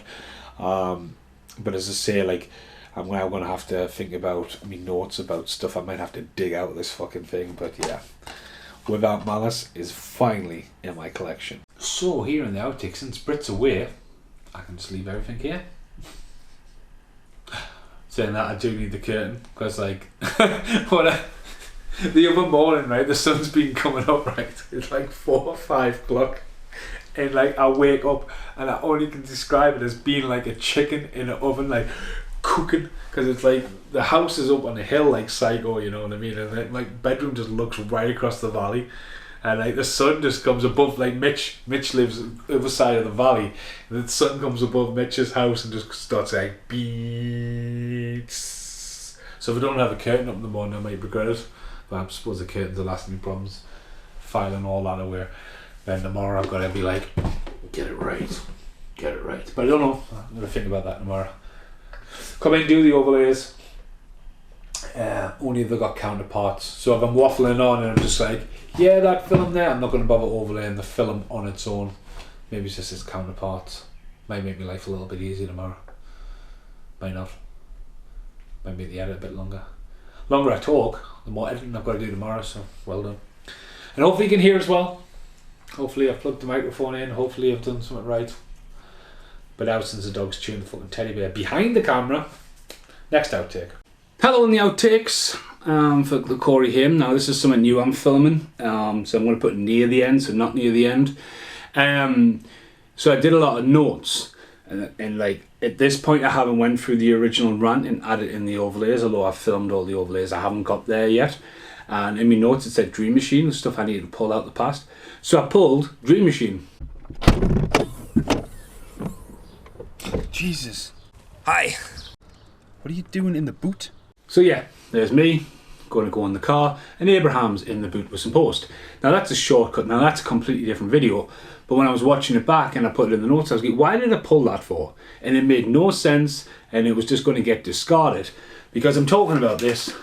It's the original VHS from New Zealand, rent one, and then you've got a big box UK one, pretty hard to come by, and then you've got the Teen Dream Machine. Now, I mentioned recently in other videos about small box VHSs. Dun dun dun! So this is Kim, so I need to check this as mine, and this will be a completely different video, because I don't know if this is what it's meant to be, because it could be something completely different. And I'm just opening stuff like a wild man. It's got loads of fluff in the box. Oh! Come on. Oh, that's horrible. Yeah, it's definitely, that's going in the bin. Someone's loft. So yeah, it's a small box version of Dream Machine. Now why I bought that and how I got that's quite a funny story, but that's just an outtake, so when you get a chance make sure you check out that video, the video between me, Michael Myers and Donatello, random, and my Terminator video, Lonely Tree Entertainment. All crossing over. I'll be back. See you in the next outtake. Oh, I like this. He's an outtake there. Casper isn't getting his table back, and the curtains are never going back up in the bedroom. here's a quick outtake. When I was looking before and I was talking about Gerald McMahon or G-Tom Mac, that's what I was talking about. He posted a picture of that bit of the vinyl. I said, that's mine? I had to come downstairs and look and go, that's definitely mine. So yeah, I just thought that's a random outtake. I'll film now for tomorrow when I'm sitting down there and going, that outtake, you gotta go and film it. Don't need to now. Done! Hello? There it is. My blood. Whoa. I'm actually off to do something else. Quick outtake in the Corey Haim rant. So, I mentioned about the Lost Boys, and there's Billy Wolf, and there's Brooke, and this is the quad for the anniversary, and that's why I don't have the one sheet up. But today I picked this up. It's been in my staff box for ages, and look at this. Dun dun dun. There you go. No Billy Worth and no Brooke. What's that about, really? So I'm going to open this up. Just for my little notes. Comes looking like a VHS, which is pretty cool. Little pages, which is probably over time. But yeah, looks like 13 quid. But oh, there's Feldman on the back. Don't see much Feldman on the front, so he's up it there. So what's that? Makes no sense. I now don't have an answer. There's Billy Worth on the back. So this mystery continues. Right, next outtake. Here's an outtake for you. The two Coreys dream a little dream on the staircase, and a reason to check a different video out. The Glenn Malpass art on the wall. But yeah, next outtake. Here's a random outtake for the Corey Haim DVD rant. I'm going to cut to some footage from 2 years ago, almost free. Dean was at 18 originally, Stephen King's Silver Bullet. Gary Busey, Corey Haim gets his name on the front cover. You see the wolf, there's no wolf in the tree. So I've mentioned twice about the werewolf in the tree. And it's not the Laserdisc, so that's the Laserdisc, right? So pretty much the VHS cover. The werewolf in the tree is a reference to the small box VHS. I mean, look, just a random tree in a Photoshop of the wolf. It almost looks like the what's he called, man, from a Neverending Story. Scared the crap out of me as a kid, that thing. He's just in the wall, like, I've been waiting for you. So yeah, I just need to put that in as a random outtake, because I mentioned it twice. So obviously it's disturbed us that much to mention it, like, mentally twice. But it all probably goes back to the Neverending Story. It's just a terrifying movie. I'm surprised that hasn't been remade. Oh, that wolf on the wall. Next outtake. That's so funny. That's a total outtake. Stephen's playing I Come From a Land Down Under, where women go, men at work. Like, Stephen's downstairs. This is a weird house. He's always complaining, for some reason I have one of Stephen's master bedrooms. It's just the way the lay of the land is. So literally, that's one of his bedrooms. That's his living room. It's not a flat, the houses. And he's playing I Come From the Land Down Under. Jubilee weekend, everyone's having parties and all kinds of stuff, but hopefully I don't get a copyright claim for that. Next outtake. Here's an outtake for the Corey Haim DVD collection. Obviously I ribbed on Casper quite a few times throughout the video for the table. Tappy tap tap tap. And I'm now on a holiday for a week, and it's going to be nicely chilled. It's my first night of holiday. Last night I filmed it, the video. Tonight I've been doing all the overlays, additional footage. You can probably hear the camera rolling in the background of some old school mini DV tapes.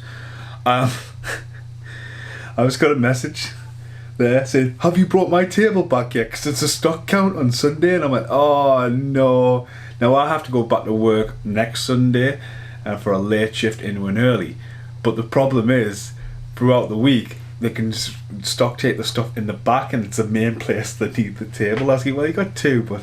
So it looks like I'm going to have to devise a plan to take the table back to work, bearing in mind, but a mini, it's tiny, so it's not like me and Brooke can go, hey, do you want to go to the pictures? Because Brooke's not getting in the car with that table, so there'll be a plan. I just thought it's a funny outtake to chuck in there, the whole this table thing. And I'm just trying to work out where I am in this old footage. 2003, God, it's like a lifetime ago. Next outtake.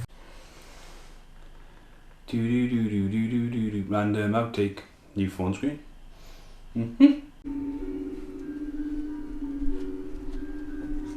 That's an outtake for you.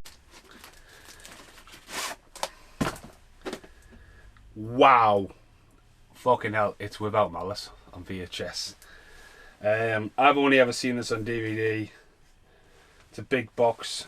Fucking hell, Jesus. Without Malice, yeah.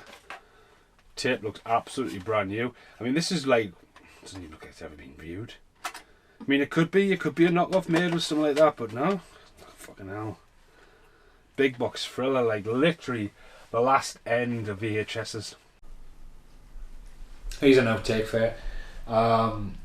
The other night, I'd finished cutting one of Mitch's live videos up, and I was a bit merry. I was on the edge of being pissed and merry, and I was like, right, I'm really happy about how much accomplished.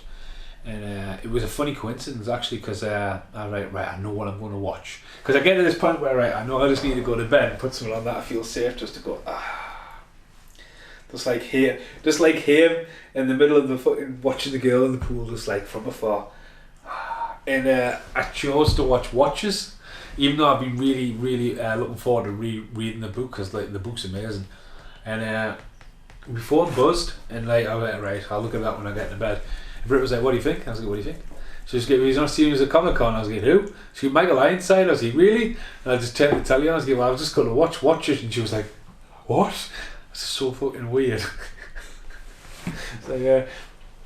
But yeah, I'll probably watch Dream a Little Dream, man. I've got so much more love for that since I was pissed. Aye. There's some gems. The gems to me personally: Lost Boys, License to Drive, Dream a Little Dream, Pray the Roller Boys. I mean, to be honest, I've been pissed quite a few times and watched Last Resort because it's just fucking bonkers. And blown away. But yeah, what a shame, what a loss. Again, I'll never meet him, but I think this is going to be the end outtakes, just me waffling on there.